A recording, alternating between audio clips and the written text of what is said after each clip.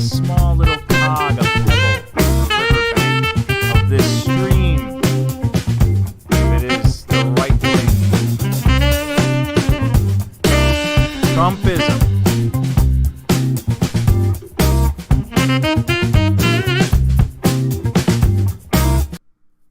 Trumpism is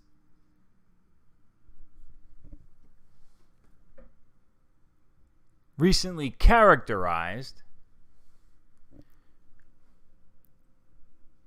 by a stream of holy rollers, self-righteous, sinless, godlike creatures, swamp creatures, but not negatively, not meant to sound negative in this case, because a right-wing swamp creature is damn near an angel. A Christ-like, sinless being. And to call yourself a Trumpist is to tie yourself in with the likes of these righteous, unbending, rule-following individuals. They're all losers, though. Don't get me wrong, right? They're all losers. They're all losers. They all are going to lead us straight down the cliff into Loserville. But at least they're good guys. I mean, who can deny that Jeff Sessions is a good guy, for example? I don't think anybody can say a bad thing about Jeff Sessions. Jeff Sessions is a moral man. A man of just untouchable integrity. A man who is devoted to purity and goodness and light. So much so that he recused himself. He recused himself as the head of the Justice Department, as Attorney General. He recused himself from possibly the most intense and country-shattering attempt at a coup. But he talked to the ethics folks, the unelected bureaucrats in the back office there, the pencil pushers, the ones that voted for Hillary. He talked to them, and they said, gee, Jeff, I don't know, but I got to tell you, I think you should recuse yourself. And he did, because he's a good guy. Yeah, he's a white hat. Yeah.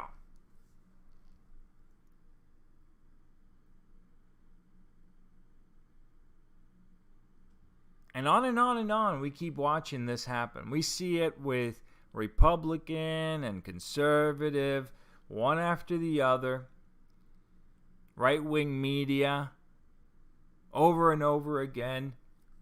We're the ones insisting on facts, insisting on the unvarnished truth.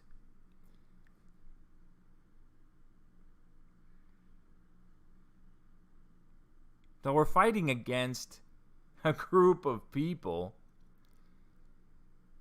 that have no such compunction. We're playing a very dangerous game. The object of the game is the total and complete control of this nation and the direction in which it heads. For you and for me, for our kids and future generations, whether or not this place becomes just one more socialist crap hole, or if we continue to be the shining city on a hill. The winner of this game gets to be the decider, the the road clearer, the direction picker, the guide, the navigator, telling us all exactly where we're headed. And so the contestants in this game, on one side, you got the good guys, the white hats. Ha ha, that's right. The best behaved politicians, media guys, pundits, etc. on the planet. That's us, right-wingers. Good on us. And on the other side, you've got the ends justify the means crowd. You get the, yeah, sure. Why not? We'll rig an election. I know. It ruins democracy. It destroys the very fiber of what this country's about. It probably means civil war, but we'll do it anyway.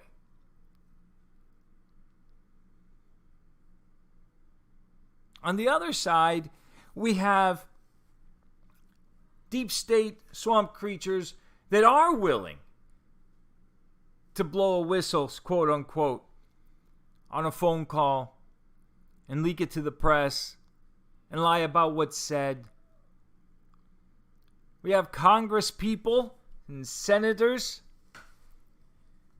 that are willing to hold secret investigatory meetings, are willing to lie during the proceedings, are willing to bring on witnesses that they know are lying and allow them to perjure themselves and block any investigation to them, just so they can win. A true and utter lopsided game. No rules on one side, and absolute freaking sticklers on the other.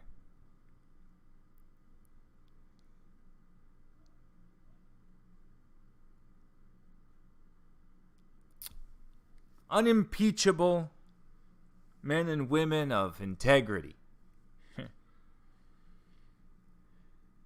I guess I'm a little frustrated, and I'm wondering, why? What's the point?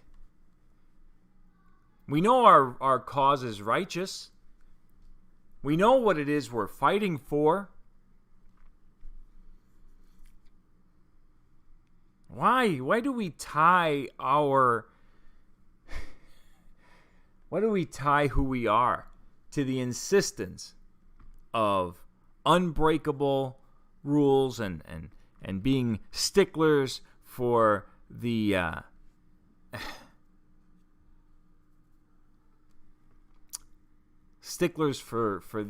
the ethics review boards populated by people who hate us? I don't know, but fact is, that's who we are. Period. End of story. Proof, and it keeps being proven time and time again.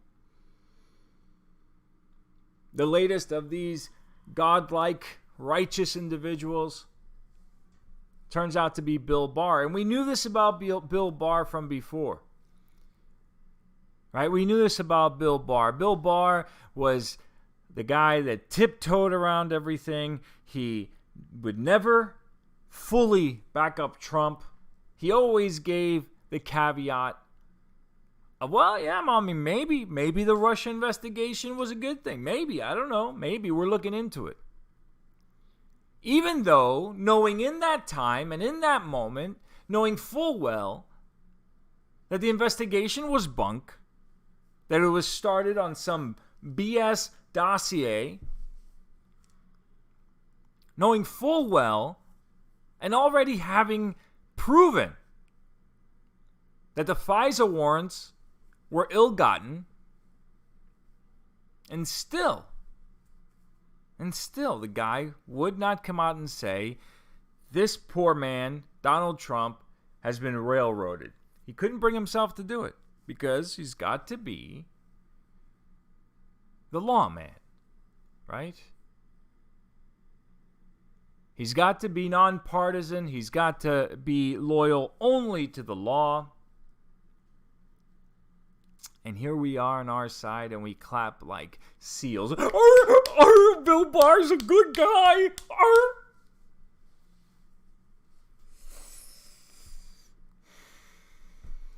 And we backslap and we pat each other on the ass and go, don't we have the bestest guys? Golly, we're good guys.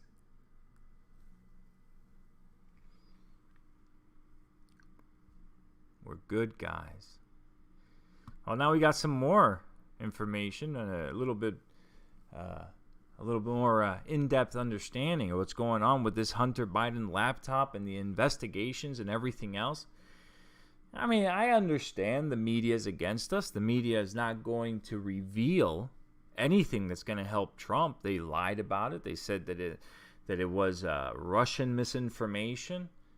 The whole notion that Hunter Biden's laptop in some way incriminates him or his father, Joey Biden.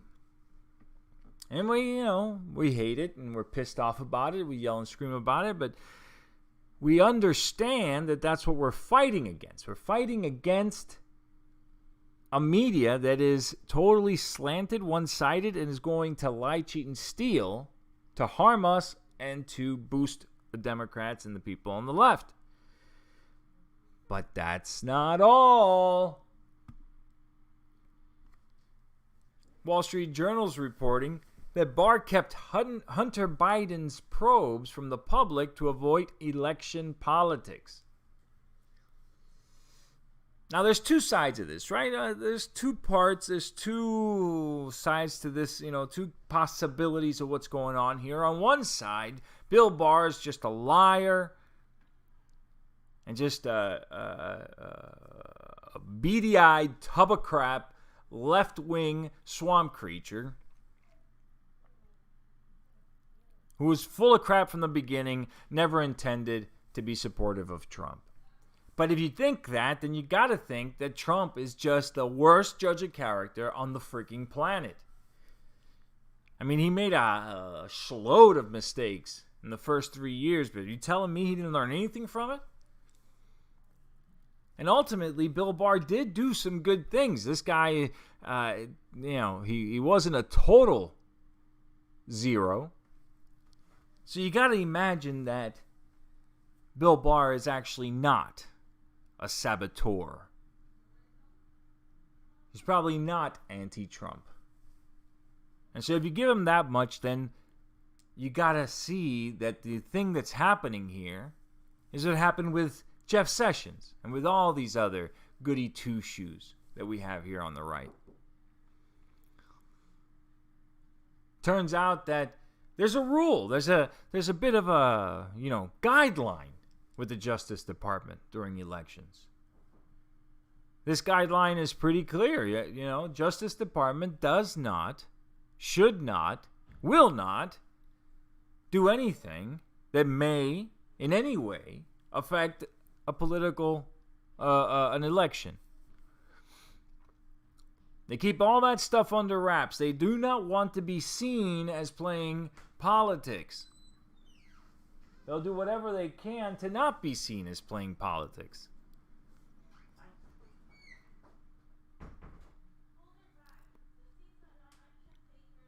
So, they have all of this information. They've got all the Hunter Biden stuff. They got everything in their hands. It would not be playing politics to let the country know, hey, you are about to elect a president who has tons of dirty laundry, has just billions of dollars in Chinese money, Russian money, Ukrainian money flowing through his family's bank accounts. You should know that this guy is likely compromised, is almost certainly compromised. You should know that our number one geopolitical foe is essentially the puppet master of this guy, Joe Biden. That would not be politicking. That would not be interfering in an election. That would be putting the information that the American public must know out there. I mean, isn't that what they said about Jim Comey? Isn't that what they said about Jim Comey? That Jim Comey was a man of honor. Didn't he write a book? What was it? A Higher Calling, A Higher Honor? I don't know what the name of the book was, but he was lauded. He was lauded. This man was lifted up as the picture of ethics and goodness and light. Of course, on our side, we said, this guy is just a partisan. He's just, trying to make hay. He's a camera whore. Because there was nothing there. There was no evidence of anything there. When it came to Trump, there was piles of evidence of wrongdoing on the part of Hillary Clinton. But he came out to say that, she wouldn't be prosecuted. So we know that Jim Comey was doing it as a political monster. But in the case of Bill Barr, he could come out and he could talk about what he's finding, actual crimes that he's finding, but he won't. On the off chance that it would be seen as involving himself in politics. And so good for him. Good for him. He can sleep well at night. He's done absolutely nothing that could in any way be construed as partisan action. Good on him. And in doing so, he has essentially handed millions of votes over to Joe Biden, the guy who would ensure, once in office, that Bill Barr never, ever works in any capacity ever again for the United States government. If this guy wanted to file 1040s for the IRS, Joe Biden would block that.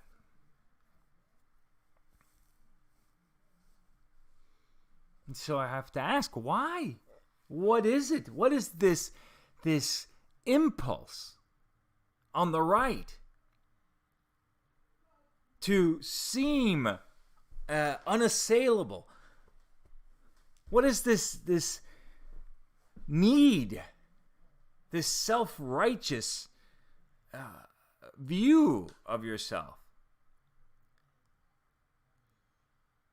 Because on the left, all of their shenanigans, all that they do, the very stealing of elections, the very lying, the very false impeachment narratives, the very illegal impeachment trials,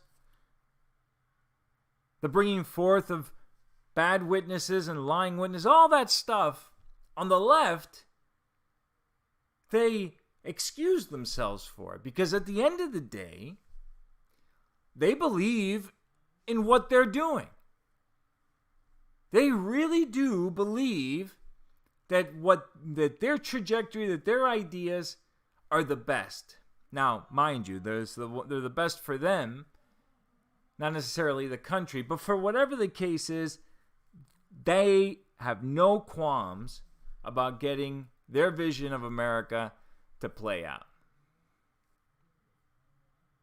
Now, we on our side, we actually have a good vision for America, a tried and true vision.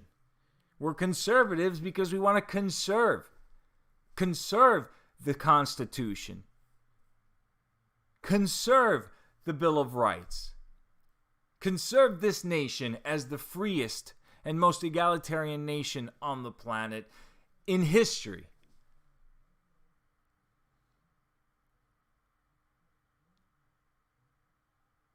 But instead of acting in such a way as though you're one who wants to protect that for future generations, you act in such a way that you can at least say, well, hey,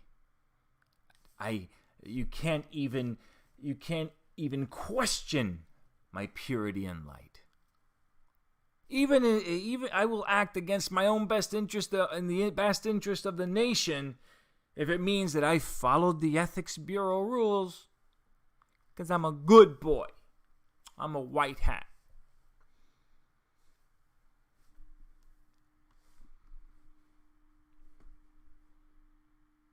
He brought on Durham. And now, after the election, there's all these stories about Durham expanding his probe, making excellent progress. But here's the thing, he was expanding his probe because he had found other interesting facts, according to him, before the election. Bringing on new investigators and expanding where they looked and what they were digging into. Those decisions were made before the election, actually in October. Why not come out then? John? Bill? Why not have a press conference then? Do you not think it is incumbent upon you to let the American people know who are going out to vote that you are actually finding things? Okay, so maybe coming out with evidence and not letting and giving people an insight into exactly what's been found without giving people a chance to answer in a hearing or whatnot. I guess maybe that's a step too far for you ethical white hats. But at the very least, coming out and saying we're expanding the probe? I mean, it is what's happening. It's happening on taxpayer dime. But because it's close to an election, we're not going to mention it. We're going to keep it secret. Heaven forbid we do anything to remind the electorate that maybe, just maybe, for the 3 years of Russia was actually a hoax. Maybe, because reminding them might actually be beneficial to Trump, and we wouldn't want that. We wouldn't want to have our fingerprints on a Trump re-election. We want to remain pure as the wind-driven snow.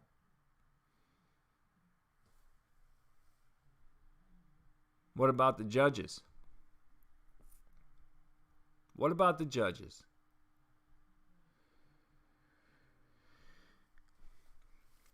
More judges than any other president, handpicked by Donald Trump. And I don't think anybody wants the judges to just back him up without any any basis. I don't think any of us want the judges to lie and just invent a reason to back up Trump.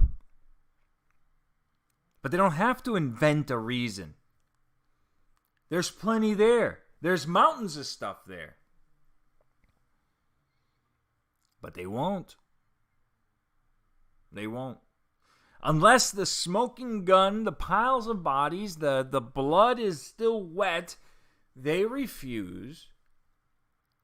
They refuse to hear the complaints.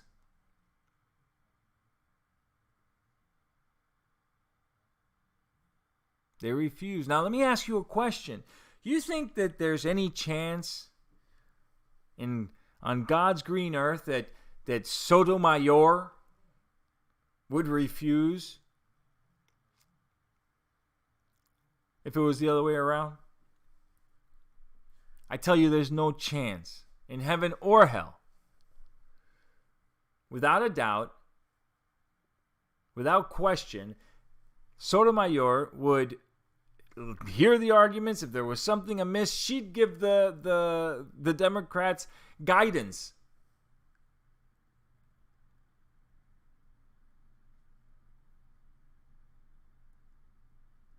And if you don't believe me, we're going to get a chance, most likely or possibly, to see it firsthand, because with Biden, if he gets in, they're going to pack the court. That's one of the things that's happening right away. And then, you think we've seen legislation from the bench?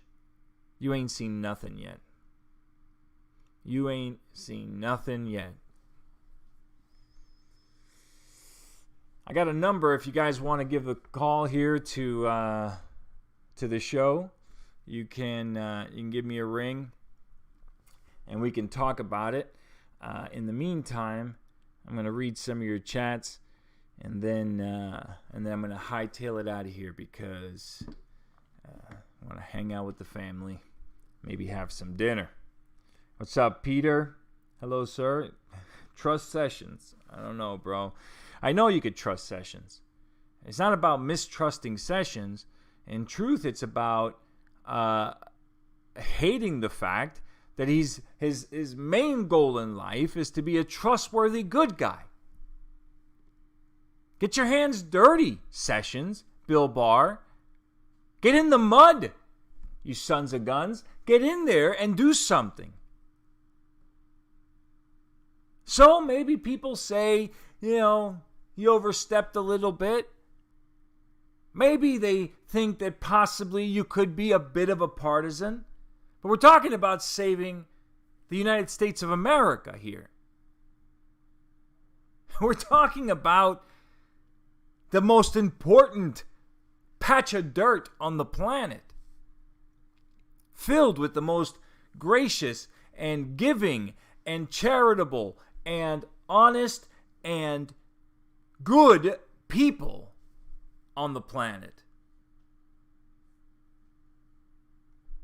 That's worth saving. That's worth you not feeling squeaky clean, or at the very least, not feeling like you weren't totally partisan. Because here's the thing. I believe that Bill Barr in his heart wants Trump to win. And so doing anything, even though it would be allowable, 10 times worse things would be allowable under the Democrats, because he wants Trump to win, I think it moves him away from taking any steps. Because he knows his own heart, he knows what he wants. So if he were to do anything that could help Trump, he would feel as though he is involving himself, as though he is acting in a partisan way, as though he is offending the law. What a joke. Trump is winning swing state delegates. I haven't even looked at that stuff. I can't bring myself.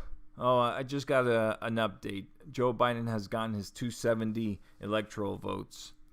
So, Peter says, greatest show on earth. Thanks, Peter. The elites of the world, including Silicon Valley, need to be, taken out one after another in the name of the defense of fighting back against tyranny. Well, I don't know. The question is, who does the taking out? Who says what's an elite? Right? The left sees me as the elite. I'm white. I'm male. I'm heterosexual. I'm cis-normative. I've got children and a decent income. A wife. No scattered baby mamas around my local neighborhoods. Never been in jail. Never been in real trouble with the law. I pay my taxes. Hell, I am, in their eyes, the picture of an elitist. Never mind, and don't worry about how hard I've worked and all the sacrifices. None of that matters. The first point, the fact that I'm white, makes me supreme, according to the left. So that's the first question. Who decides what the elite cutoff is? What is the elite cutoff? And then, who does the taking out?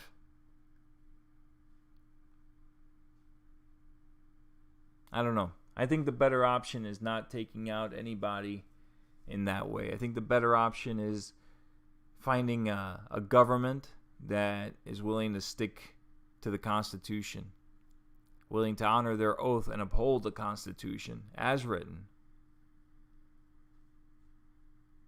I think the idea that Hillary Clinton could break the laws that she broke and still find herself free to cast the delegate votes for New York State, I think that's appalling.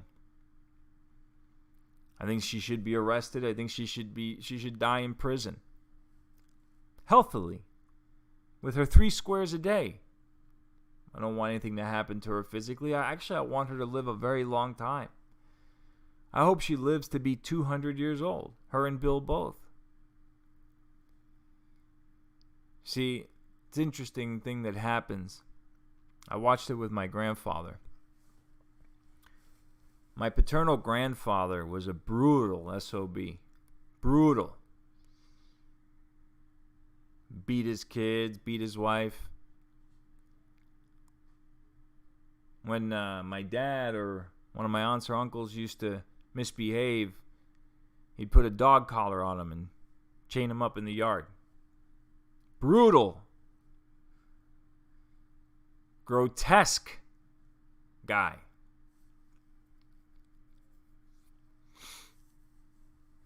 But then he got old. Then all of a sudden, he wasn't so good at holding his pee-pee. It would just, he'd leak into his shorts. And he'd need a hand wiping himself down.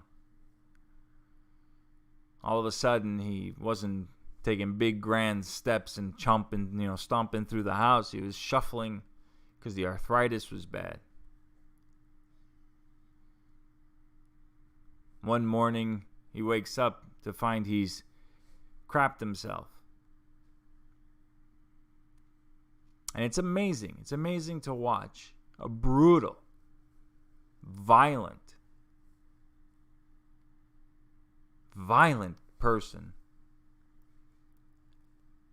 It's interesting to watch them become soft, delicate, loving individual.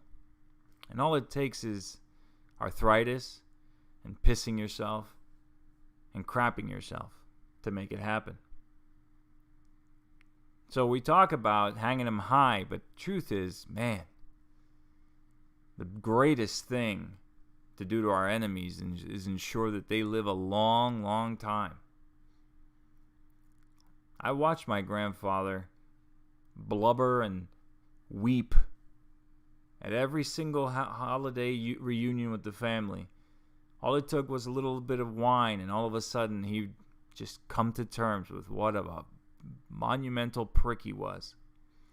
And all he wanted to do was hug his kids and cry on their shoulder, seeking forgiveness that for many of his kids, my dad included, never came.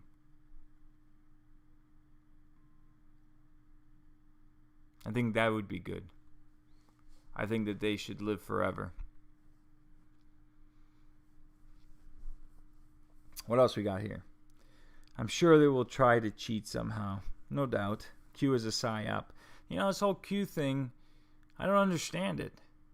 I mean, I looked into it and I get it, and he puts his riddles up and everything else. I've got people that I work with and I talk to that say, Q is the real deal, but the real deal of what? The real deal of what? I don't see anything actually being done. I don't know. I don't know if it's a psyop or not. I actually have him his page saved. I've been looking at it from time to time. And if I'm not mistaken, as of last week, there hasn't been anything posted since the election. Let me see. I'm going to take a look now and see if anything is updated on the site.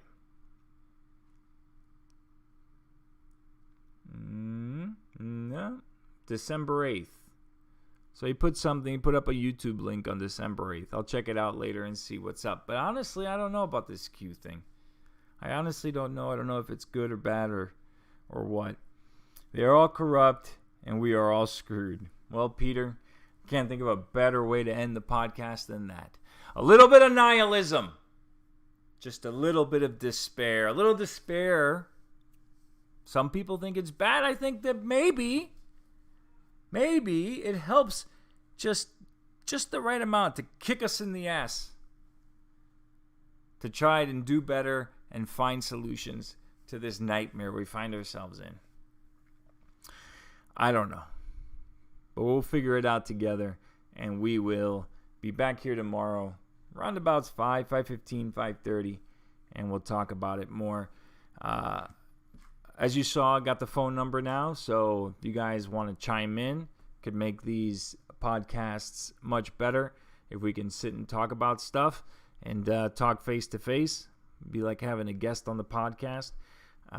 As always, please share and like and subscribe to the stream. Help me get to those 1,000 subscribers, and then we're going to start doing interesting things. Be able to live stream from my cell phone, not just from here, so we'll be able to do stuff outside, talk at any time. I can show you stuff anytime, on and on and on. It'll be great. All right, guys, I will catch you all in the next one.